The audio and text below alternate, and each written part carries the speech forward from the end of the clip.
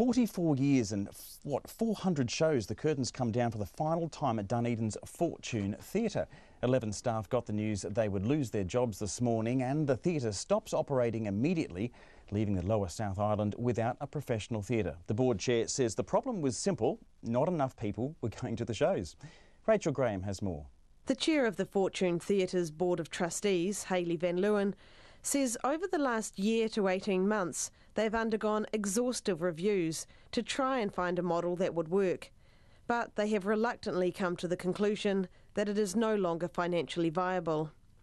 She says the problem was a lack of ticket sales, and though they have sought more support from their funders, such as the Dunedin City Council, more funding wasn't going to solve the problem. What we've recognised some time ago is that no matter how much money gets pumped into us in the terms of funding, the level of ticket sale revenue is not enough to keep us sustainable. So what we did not want to be doing is going back to our funders and asking for more of their funds when we knew that we were plugging holes versus building something towards the future.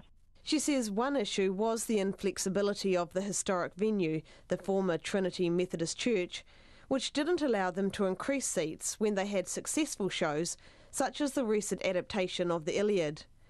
Ms Van Leeuwen says the 11 staff knew there was financial issues, but some were still stunned at today's news. My business brain sees this as a very clear-cut decision, and it's we can put the line in the sand and say, look, we're not being responsible with our funders' money, and so therefore we should not be operating.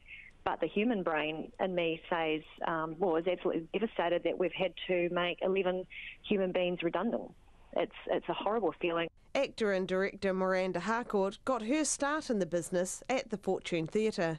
She's shocked and devastated the whole Lower South Island is now left without a professional theatre. It's also devastating because the Fortune has always, since 1974 when it first came into being, it's always been out there on the edge, commissioning new work and really pushing New Zealand performing arts culture forward. And there is no better example of that than the recent commission from Jonathan Hendry, the artistic director, of Michael Hurst and iconic Dunedin musician Shane Carter doing their adaptation of the Iliad. These Dunedin residents were equally sad at the news. We are very disappointed. It's always sad to hear theatres going under.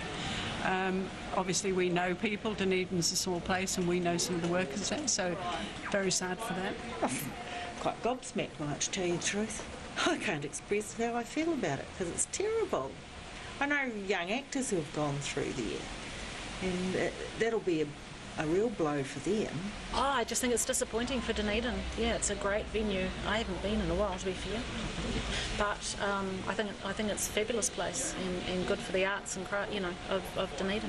Hayley Van Leeuwen says by shutting today, the theatre will at least be able to pay out all of their workers.